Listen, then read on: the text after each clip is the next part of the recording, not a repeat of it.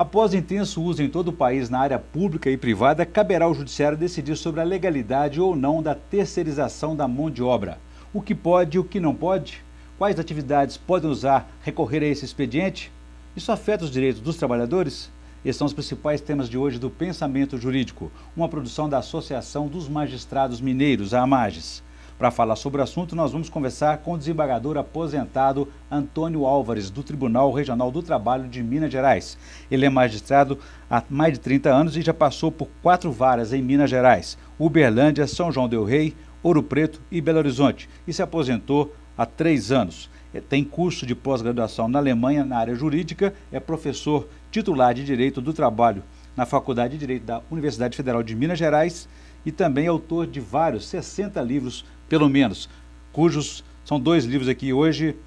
Entre eles estão Processo do Trabalho, Comentário ao Ato 496 de 2014 do TST, Tribunal Superior do Trabalho, e também o Processo do Trabalho, Comentários à Lei 13.015 de 2014, sempre pela editora RTM, cujos livros foram gentilmente cedidos pelo Dr. Antônio Álvares, e faremos sorteio entre os telespectadores que quiserem participar. Envie seus dados para o nosso e-mail pensamento@mages.com.br, pensamento@mages.com.br. Envie os seus dados até o dia 20 de janeiro. Faremos sorteio entre os telespectadores dessas 2 obras aí cedidas gentilmente pelo nosso entrevistado de hoje.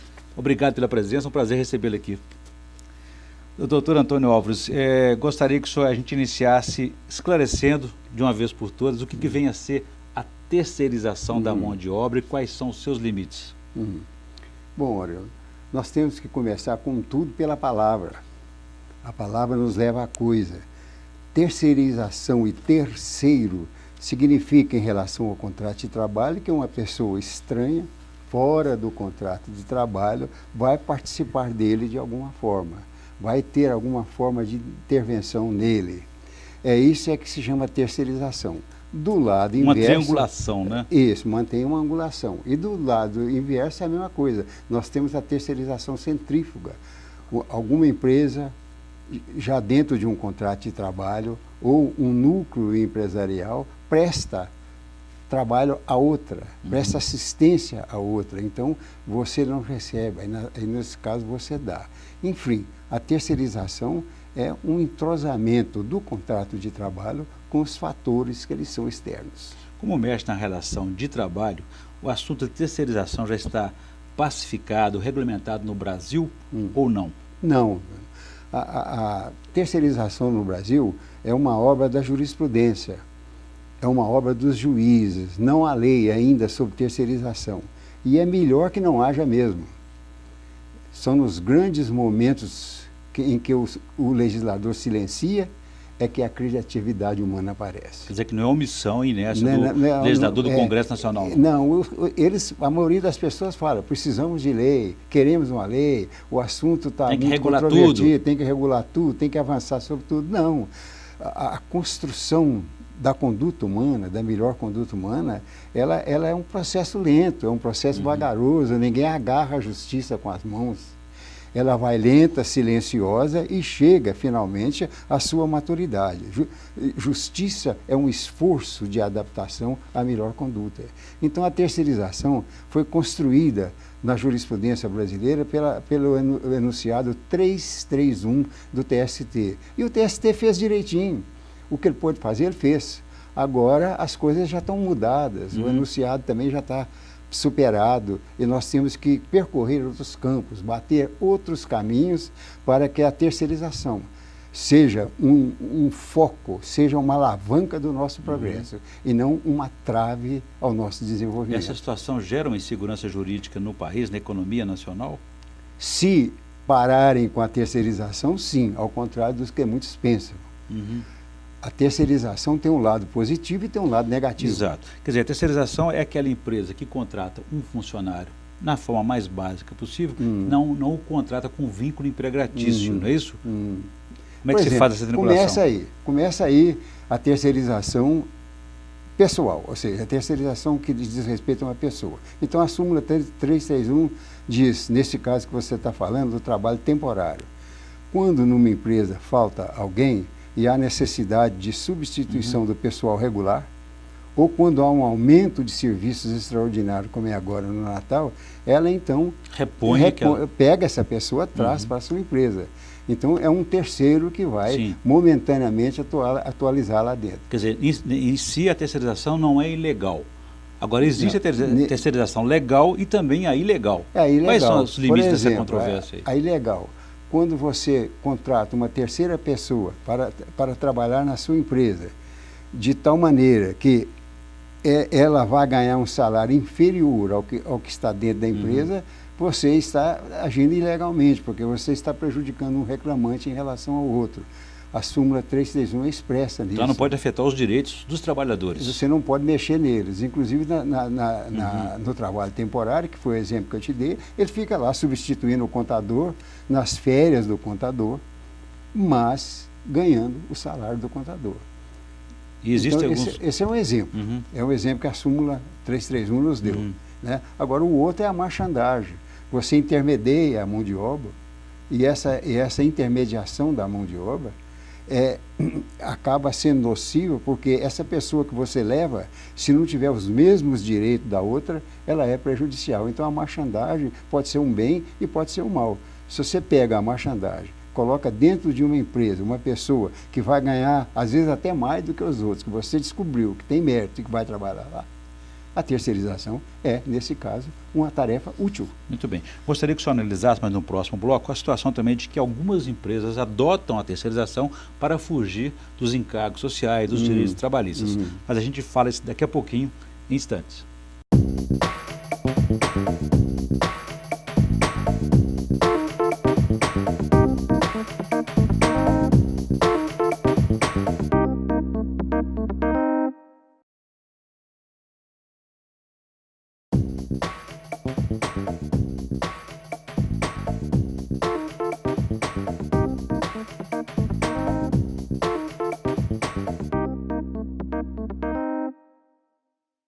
Estamos de volta com Pensamento Jurídico, uma produção da Amages. Participe de nosso programa pelo e-mail pensamento@amages.com.br, pensamento@amages.com.br. Hoje estamos discutindo o fenômeno da terceirização da mão de obra, que, aliás, é fruto de julgamento do Supremo Tribunal Federal. O nosso entrevistado de hoje é o desembargador aposentado Antônio Álvares, do Tribunal Regional do Trabalho de Minas Gerais. Ele é magistrado há mais de 30 anos, já passou por 4 varas em Uberlândia, também São João del Rei, Ouro Preto e Belo Horizonte. Autor de vários livros, 60 livros, dos quais 2 ele está doando, cedendo gentilmente para nós, e vamos fazer um sorteio entre os nossos telespectadores. Escreva até o dia 20 de janeiro para o e-mail pensamento@amages.com.br, enviando seus dados, e faremos o sorteio desses 2 livros dele, comentando o processo do trabalho. Doutor Antônio Álvares, deixei para o senhor uma questão no bloco anterior a respeito da artimanha de algumas empresas, até especializadas nesse campo, de driblar os direitos dos trabalhadores por meio da terceirização. Como é que é feita essa fiscalização para evitar esse excesso? Aí é um tema que já não é propriamente já de terceirização, ele tangencia a terceirização, né? A subtração dos efeitos fiscais do contrato de trabalho são constantes no Brasil. Muitas vezes você deixa de assinar a carteira, você deixa de fazer os recolhimentos devidos, e imposto de renda, etc. Isso é sempre um mal. Agora, não afeta só o direito trabalhista, não. Tem outros direitos, como previdenciários, também sociais. Também, porque o recolhimento previdenciário é que sustenta a Previdência Social. E a Previdência Social é que socorre o trabalhador quando ele não pode trabalhar. O trabalhador somos todos nós. Exatamente. Então, isso aí hoje é muito difícil, Leon, porque a sociedade hoje que nós vivemos é muito visível. Ela se apresenta sob todos os aspectos, né? Se apresenta na televisão, se apresenta em debates como esse, se apresenta no rádio, e nós podemos fazer controles severos se o Estado se mobilizar. Ele pode ter uma ficha de todas as empresas, toca num botão, como fazem nos Estados Unidos e na Alemanha, imediatamente aparece a empresa desenhada na tela, você fica sabendo tudo. Então hoje essa sonegação é muito difícil, principalmente no caso de terceirização, quando se cede um trabalhador para outra empresa, ou recebe um trabalhador de outra empresa de referência. Avançando nesse debate então da terceirização, doutor Antônio Álvares, o que pode e o que não pode, que tipo de atividade pode recorrer a esse expediente? O TST arranjou uma jurisprudência, né? E essa jurisprudência consiste no seguinte: a atividade principal e a atividade acessória, atividade básica e a atividade que rola ao redor dessa. O TST e os juristas trabalhistas dizem que essa atividade principal, atividade básica, não pode ser terceirizada. Sim, é o centro da questão. O centro da questão é essa. Só pode atividade meio, atividade relativa, atividade fim, nunca. Eu divirjo frontalmente disso, porque isso é uma limitação ao poder de iniciativa que a Constituição garante ao empresário. Mas vamos dar um exemplo. Por exemplo, você é atividade principal. Você tem uma determinada empresa de florestamento. Então, você não pode terceirizar o florestamento. Você pode terceirizar a limpeza, vigilância, você pode terceirizar o transporte da madeira, você pode chamar pessoas estranhas para um trabalho de preparo da madeira, mas o florestamento é a atividade principal, a atividade básica, a atividade nuclear. Então, de acordo com essa súmula 331 do TST, o Tribunal Superior do Trabalho, essa empresa não poderia terceirizar, a que mexe com florestamento, para essa atividade principal. Esse foi um dos hoje. É um dos exemplos dados. A atividade principal, a atividade básica, não pode ser terceirizada. Eu acho isso um absurdo, porque você tem que analisar os problemas da terceirização, não é em função desses conceitos, mas em função do mal e do bem que ela pode trazer à sociedade. Ora, uma empresa, ela é responsável pelo que ela queira fazer, o poder de iniciativa dela. Não somos nós, juristas, que vamos dizer o que é bom, o que é ruim para uma empresa. Então, acho que afeta a ordem econômica, a livre iniciativa. Que é livre. Que é livre. A ordem econômica é baseada nos princípios de uma sociedade justa e com liberdade. Então, se você limita a atividade de uma empresa, você, consequentemente, traz não positividade à sociedade, você não traz um bem à sociedade. É isso que nós temos que ter em mente quando nós falamos em terceirização. O que eu tenho com uma empresa quando ela diz que eu quero terceirizar a minha atividade fim? Nada, ela não pode dar prejuízo a ninguém quando ela faz isso, só isso. Desde que aqueles direitos do trabalhador sejam respeitados. Sejam mantidos. Então, por exemplo, ela vai terceirizar a sua atividade principal para criar várias empresas intermediárias ao redor dela. Pode, cria o tanto que quiser. Agora, se ela estiver criando aquelas empresas que estão do lado dela, como uma constelação, para mandar para lá empregados dela, empresa central, para ganhar menos, aí já não é mais terceirização. O que é isso? Nulidade da terceirização. Aí já é fraude a terceirização. Quer dizer, que o campo, o limite dela seria a fiscalização, sempre a fiscalização, evitar o abuso da livre iniciativa no campo do trabalho. Exatamente isso. A terceirização, você tem que analisar a terceirização juntamente com o conceito de fraude. Não prejudicando o empregado, você deve garantir a liberdade da empresa. Porque é graças a essa liberdade que nós colocamos os bens da empresa em uma conexidade para gerar riqueza social. O empresário é isso, é aquele que ajusta os bens criativos para produzir bens para a sociedade. Então, se você não tem em mente essa perspectiva, você não chega a nada. Atualmente, no direito do trabalho, você já ouviu falar que o direito do trabalho está chegando ao fim, a terceirização é um mal, a terceirização é uma guerra. Eu já ouvi até de um ministro dizendo que parece até que um exército estrangeiro invadiu o Brasil com a terceirização. Nada disso, ele está vendo fantasmas. E o contrário, a economia suportaria o fim da terceirização? Isso fica para uma situação concreta. Agora, quem tem que decidir se a terceirização continua ou não, são os fatos sociais e não o juiz. O juiz tem que zelar pelo não prejuízo ao empregado. Nossa missão é simplesmente essa. Mas apesar do assunto estar ligado ao direito do trabalho, o assunto foi parar no Supremo Tribunal Federal, Suprema Corte, por falta de uma regulamentação, por falta de uma lei, não é isso? E vai ser discutido lá. Agora, então, lá no Supremo, o que se discute é uma terceirização dentro das empresas. Por exemplo, você tem um parque gráfico. Nesse parque gráfico, você não quer ter mais a máquina de impressão. Então, você terceiriza a máquina de impressão. Se você for impedir isso, você impede o funcionamento do mundo. O que é um mundo? É uma terceirização de empresa para empresa, de atividade para atividade. Nenhuma empresa, principalmente grande, como é o caso da CEMIG, essas empresas de telemarketing, elas não podem gerar todas as peças do telefone, todas as redes de transmissão. Seria um retrocesso, então, na avaliação do senhor. E não dá conta. E não dá conta. Então, quando ela está diante de uma situação tão ampla assim, ela escolhe empresas e terceiriza certos tipos. Agora, se ela terceiriza e terceiriza mal e aquela empresa para o qual ela terceirizou faliu ou traz prejuízo ao empregado, ela é responsável. Ela também será afetada por isso, né? Só isso. Gostaria depois que o senhor avaliasse no próximo bloco a terceirização do ponto de vista da qualidade dos produtos, da produtividade, naturalmente, se isso realmente tem repercussão positiva. Perfeito. A gente volta em instantes.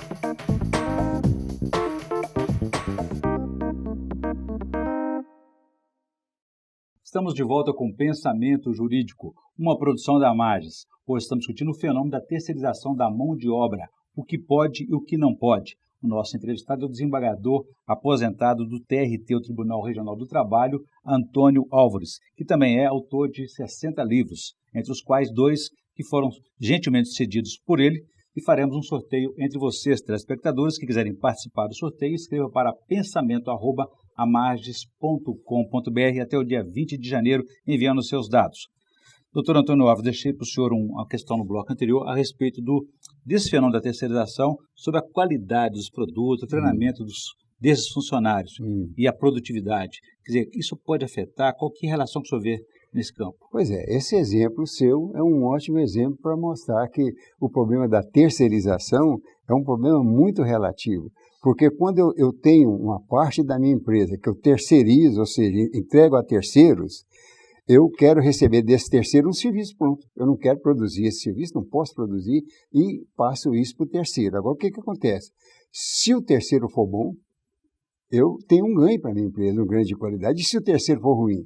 A terceirização ficou ruim para a empresa, ela tem prejuízo. Então, qual é a opção disso? A opção disso é o mercado é que decide, a capacidade empresarial, o tino, o comércio.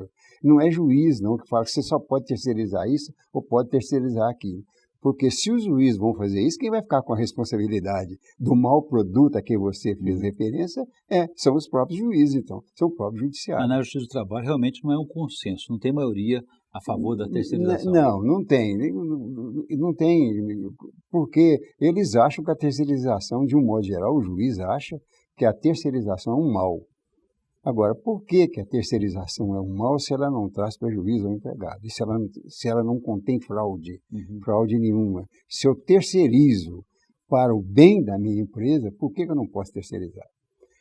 Uma vez, Orion, me perguntaram na Faculdade de Direito, os meus alunos, o seguinte: olha, o meu pai quer criar uma empresa de laticínios, mas ele quer criar uma empresa lá na sua cidadezinha Morada Nova para tirar o leite, uma segunda empresa menor para transportar o leite, uma terceira empresa menor para levar o leite da sua cidadezinha para Belo Horizonte e uma empresa maior aqui terceirizada para trabalhar o leite, para fazer os produtos de laticínio.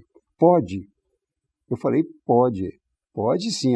Agora, mas e se a empresinha lá de Morada Nova matar um trabalhador, não cuidar da segurança do trabalhador? Então, eu vou cuidar da empresa de seu pai, aqui em Belo Horizonte, para ser responsável, porque ele terceirizou mal. Ele quis vantagens para ele sem passar para os outros. Ela vai ser afetada pelo próprio mercado também. Pelo próprio mercado, vai ficar ruim, vai ficar boa. É isso, terceirização é isso. Há quem vê também nessa discussão, dessa incapacidade nossa de regulamentar a terceirização, uma batalha até ideológica nos tribunais entre os interesses dos trabalhadores e também dos sindicatos. Como é que o senhor vê essa discussão? Faz sentido? Eu vejo essa discussão com um profundo desprezo e um profundo pesar. Estão discutindo projetos do deputado Sandro Mabel, ninguém concorda. No entanto, com a súmula 331 e mais os adendos da jurisprudência, tudo está já suficientemente resolvido. Chega de lei, deixa a sociedade atuar. Se nós lembrarmos de que a terceirização é um bem desde que não haja fraude, para que lei? Para que nós vamos entrar com lei num problema que já está mais ou menos estabilizado dentro dessa súmula do TST, com mais a ajuda pretoriana que vai se compondo ao redor delas. Além da experiência que o senhor tem no mundo do direito do trabalho especificamente, e também o senhor já viajou por vários países, já fez curso na Alemanha. Como é que é a situação em outros países? A Alemanha é sempre muito citada quando se fala em terceirização, não é? Porque a terceirização nesses países desenvolvidos é de empresa para empresa. É a comunicação entre elas. Pensa numa montadora. A montadora, quantas empresas na linha de montagem existe? 2.000, 3.000, quantas peças tem um Boeing? 2 milhões de peças. Quantos países participam da fabricação de um Boeing? 165, 2.000 engenheiros. Então, quer dizer que nós vamos chamar todos esses países aos tribunais porque houve terceirização? Então, na Alemanha, o que há é exatamente a terceirização grande, a terceirização boa, que é de empresa para empresa. A Volkswagen não pode tudo, tem que terceirizar. Ela tem que terceirizar uma parte do pneu, uma parte do velocímetro, uma parte da roda, uma parte do para-choque, etc. Agora, se ela terceirizar mal e a Fiat terceirizar bem, a Fiat vai tomar o mercado dela. Então, a terceirização é essa disputa das grandes empresas que, não podendo fazer tudo, deslocam para outra. E o próprio mercado regula isso. Regula isso tudo. E você não tem nada a intervir aí no caso. Eu preciso de um velocímetro. Eu vou procurar uma empresa de velocímetro que é boa, que tem nome no mercado, que é conhecida, e essa empresa do velocímetro vai me ceder os velocímetros. Pronto. Perfeito. Doutor Antônio Alves, eu volto a esse debate daqui a pouquinho. Gostaria que antes o senhor fizesse para a gente a indicação de leitura para os nossos telespectadores no quadro Pensamento Literário. Por favor.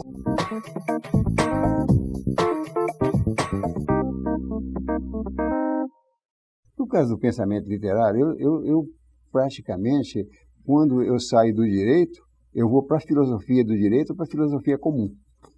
Então, esses dias, por exemplo, aproveitando meu tempo na faculdade de Direito, nós estamos de férias lá, eu estou relendo, porque já li várias vezes, uma obra fundamental que talvez o